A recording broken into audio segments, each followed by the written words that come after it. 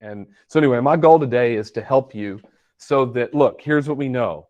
The market is super tight and it's amazingly easy for you to make money right now. And it won't always be that way. And you're in a city that understands that. You're in a city that's had the real estate market come to a halt multiple times for a period of time and then a big boom right after. And yet here's what happens, and the thing that's important for you is to recognize the state of the market is irrelevant to the individual real estate agent. It means nothing to you. You know, if you wake up in the morning, and let me just ask you this question, and you can talk out loud to me. We're allowed to talk out loud. If you woke up and you looked at the stats and they said, in all of New Orleans, there were 500 transactions this year. For an entire year, 500 transactions in all of New Orleans. Would that be a good market or a bad market? This is not a hard question, and you're allowed to talk out loud. Hit that unmute button. Would that be a good market or a bad market? What's the answer? Bad. It would be horrible, Carrie. That would be an amazingly awful market. But Carrie, let me ask you a question. Carrie. Unmute, since you were so engaging, and I appreciate you. Carrie, if you did 250 of those transactions, did you have a good year or a bad year? I had a great year. You had an amazing year. Yeah. And that's why I always say the state of the market is irrelevant to the individual agent as long as you're doing the right things. So let's talk a little bit about this, okay? Because this is a mindset thing. And if you want to win in 2022, we got to know why in the world are we doing this anyway. So do me a favor and write down the word lid, all capital letters, L-I-D, lid. Write this down.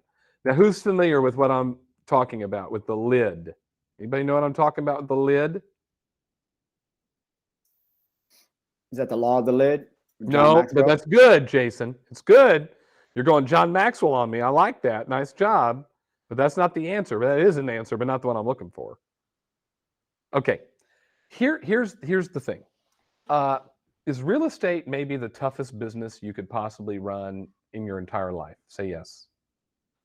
It's tough. Now, you got in it because you wanted freedom from people telling you what to do, flexibility with your schedule, and the opportunity of wealth. Freedom, flexibility, and wealth. That's why you got in it. Those are the top 3 reasons people get in real estate. Lana, the top 3 reasons people get out of real estate are freedom, flexibility, and wealth, right? They no one was around there to tell them what to do. They way underutilized their schedule and they made no money. I want you to sit for a minute. If you want to wrap your mindset around how to have a successful business, here's what you do. The first thing you got to do is figure out the why behind the business, what it is that's driving the business. And the why is made up of the lid. L stands for lifestyle. Now, I learned this from Gene Rivers. I'm giving you stuff from our good friend, Gene Rivers. L stands for lifestyle. What does it cost for you to live the life that you'd like to live? What do the vacations look like that you're going to go on? What is it that, is your kid in private school? So my kid's in private school. So it cost me, $14,000 a year to put her through school. I've always said, why do something for free when there's an option to pay, right? That's just always been my motto. So we like going to Disney. I'm 90 minutes from Magic Kingdom. We're going this weekend, as a matter of fact. So I like doing that. I told you we went on a Disney cruise in October. We're going to go on one in March for Naomi's 10th birthday. We're going to Alaska this summer. Like, that's lifestyle. Those are things I want to do. And you figure out what's the lifestyle and what's that cost you in a year to live. And you figure all that out. I is investing. What do you want your investing to look like this year? What are you gonna invest for retirement? Are you gonna buy an investment property? What's that world look like? So you come up with that number. What's your cost for the amount of investing you want to do this year? So you got L is lifestyle, I is investing, and D is what's your debt obligation this year? Do you have a mortgage? Do you have a car payment? By the way, what's your biggest debt obligation every year? What's your biggest debt obligation every year? Your house. Nope. Taxes, right? You got to pay the IRS. You got to pay your state income tax if you have them in Louisiana. I don't know if you do or not, but So you go put this together. So you figure out, okay, what do I want my lifestyle to look like? What kind of investing am I going to do this year? And what's my debt obligation going to be? And you add all that together, and that tells you how much money you've got to net in 2021. That's it. That's the net number. You go, or 2022. Thank you, Philip. So that tells you how much money you got to net in 2022. Your lifestyle, the investing you want to do. I make one mistake and y'all blow me up in the chat and on the screen now. Come on. Your lifestyle, the investing you want to do, and your debt obligation. And so you add that all together, and let's say it comes up and it's $300,000. Now you know you got a net $300,000. Period. What happens is just distraction creeps in, because, by the way, I don't care if it's your first transaction or your 873rd transaction. You get excited about all of them, and you'd rather work on keeping a transaction together than finding a new one. Is that accurate and fair? Is that true? Would y'all agree with that? When you get a text message that says something's blowing up, then you want to go fix that before finding a new one. So let's go into the book and write down page 72 and 73 of Shift. If you don't have the book in front of you, no problem. But just write down in your notes somewhere, Shift page 72 and 73. And I want to read it to you because it goes right into what you just said. So I want to read it to you. Here's what it says. And it's a little bit long, so just roll with me.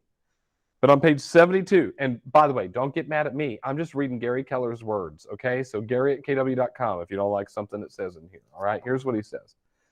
At the risk of being blatantly obvious, I feel compelled to point out that in order for you to truly be a successful lead generator, you must actually do lead generation. Okay, you must do it a lot. And then here's where he gets kind of Dr. Seuss on you.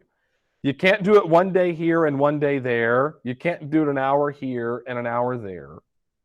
An inconsistent approach can get you leads, but it won't give you anywhere near the number of leads you'll need when a market shifts.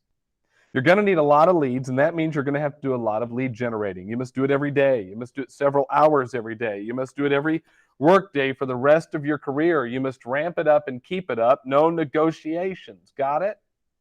Now it goes on. This is the key. What I'm about to read you is the key. Adam, you can do a whole session on this. To do this, you must subscribe to one simple belief.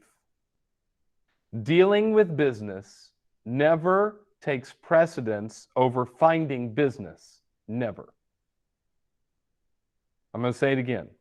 Dealing with business never takes precedence over finding business. Never. And then he goes on. You must. And by the way, I don't feel like Gary Keller is a person who lives in absolutes. Just look at what's happened to this company over the last 10 years. It's so different now than it was 10 years ago, and it's only evolving even more. And so I don't think Gary lives in absolutes very often, but he's living in an absolute right here. He says you must adopt the position that until your lead generation is done every day, nothing else should get done. This must seem like a tough position for you to adopt, but adopt it you must. Otherwise, you will constantly find things that seem more important or allow other things to convince you they're more important. He goes on to say this, and we're going to dissect this little paragraph, so be prepared for that. It's going to be like, you ever go to church and the pastor reads one verse and you spend a month on it? And that's what we're about to do with this little piece right here. The number one challenge you face will not be the first two issues we've covered, which in the book are mindset and expenses. So he's saying the number one issue you will face in a shifted market is not your mindset and it's not your money. It will be this: consistently doing lead generation activities over time. It is the one true challenge all real estate agents face and the number one stumbling block that knocks most out of the game. Now, listen to this sentence I'm going to read to you, and we're going to break it down. I want you to listen to the words, listen to what he says, even take notes, and we're going to dissect this last sentence. Not getting lead generation done day in and day out may suffice in a hot market, but it will put you out of business in a cold one. I'm going to say it again. Not getting lead generation done day in and day out may suffice in a hot market, but it'll put you out of business in a cold one.